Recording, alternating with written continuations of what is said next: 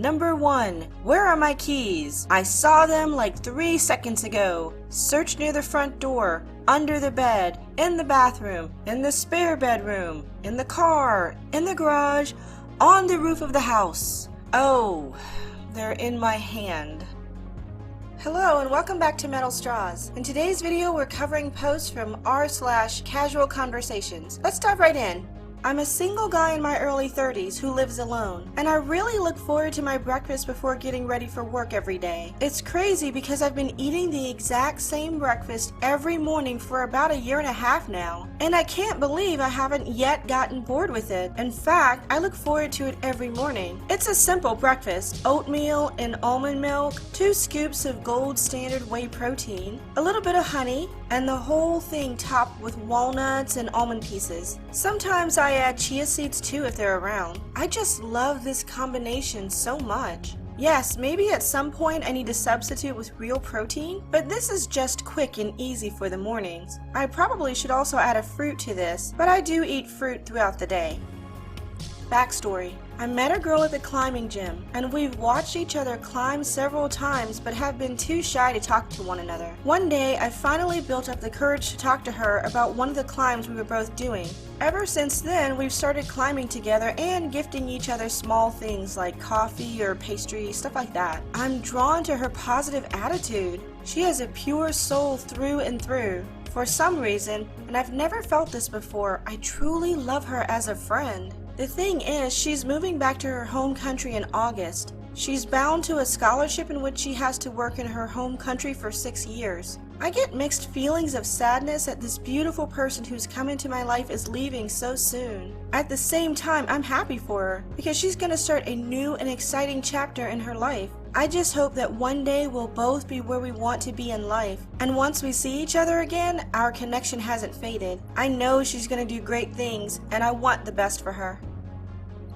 I absolutely adore my employee. She is an amazing woman with an amazing past. She's nearly 70 years old and chooses to work because she would be bored otherwise. I've tried to be very accommodating, but also not to treat her as anything less than an amazing employee. She thanked me for not treating her like an old person.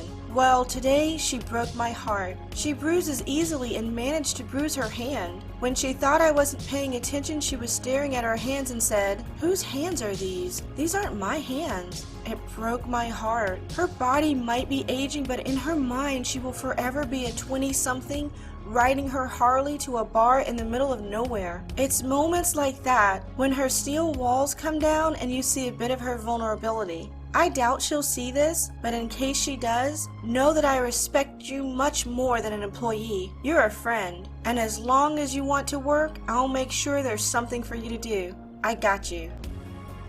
I've been in such a limbo about what I want to do for a career, and I finally decided to get a master's degree in public health. I started my first adult job yesterday, and the people I work with are all so kind. It's really a bittersweet time where I'm so ecstatic to be employed and salaried, but at the same time having to recognize that I'm so incredibly fortunate and privileged to be in my position.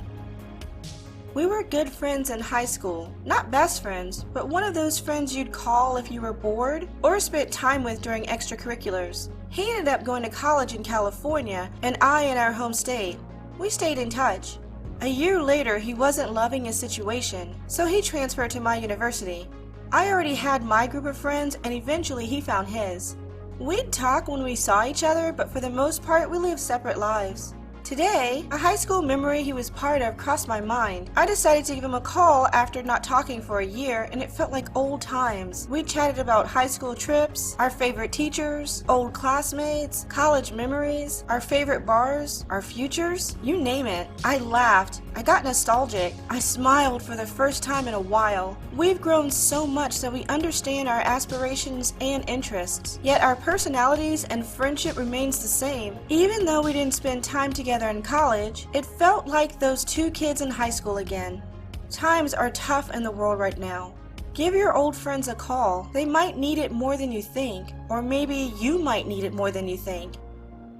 So, for the past few years, I've been monitoring the news daily for obvious reasons. I'd be checking my phone, my computer at work, even the news section here on Reddit religiously for updates, because there was always an update or some new stuff. It seems I'm still in that habit of mindlessly going to check out the news, and then realizing there's nothing really new going on. Don't get me wrong, there's still plenty to pay attention to, but it's just not as chaotic as it used to be.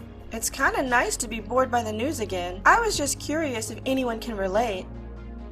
Obligatory. I didn't do this, but I wish I had the means to. My parents were very stern that I was going to university to get a degree that will land me a job with a 6-figure salary. So I did that. I eventually ended up as a software engineer, and I make good money working for a corporation worth billions in the Bay Area. But while I was at university, I wanted to learn so many other things. I wanted to learn about literature and history and the student movements that changed how people see each other. I wanted to do art and study things that I found beautiful about the world, but every time I would dip into those things, it was a big no-no in terms of financial independence, unless you stay in academia and teach. University in a capitalist society is no longer higher education. It's just another exchange of money for a service. In this case, you pay the university to learn about the skill, and then you pick up your degree and hope that a company will pay you in exchange for your services. If you choose to veer from that lane, you're expected to struggle, unless you're lucky, of course. I'm also not knocking STEM here. Thank goodness that we have people learning math and science and engineering. I'm also tremendously lucky to be one of them. I also love my job, and it is so fun to build software. I make software as a hobby too. Granted, it's different than my work, but I wish I could learn about the humanities at university too. That's just me. I want to learn about cultures and people. I wish it were more acceptable to stay at university to do both. I say all this, but now I'm reclaiming all of that today. I've begun studying nature and my country's history and making art. I'm not as good as I was in college, but with practice and lots of learning, I'll get there. I wish I could have done this in a university setting, among others doing the same, and nothing beats that experience, in my opinion. For dinner, I had an iced tea at a restaurant. I love sweetened iced tea, so I completely forgot about the consequences I pay at night. I can't drink caffeine at all. My whole life, I haven't been a coffee person, nor a casual tea drinker either, nor a soda with caffeine consumer, but I'm a sucker for sweet iced tea and casually drink it when I want a treat. However, I never learned my lesson apparently, because here I am, it's almost 3 a.m. in the morning and I'm wide awake. I'm a mom. I can't keep doing this to myself. I literally did this 5 days ago when I indulged in a large tea from McDonald's. I cannot with myself. I cannot with caffeine. I cannot wait restless nights.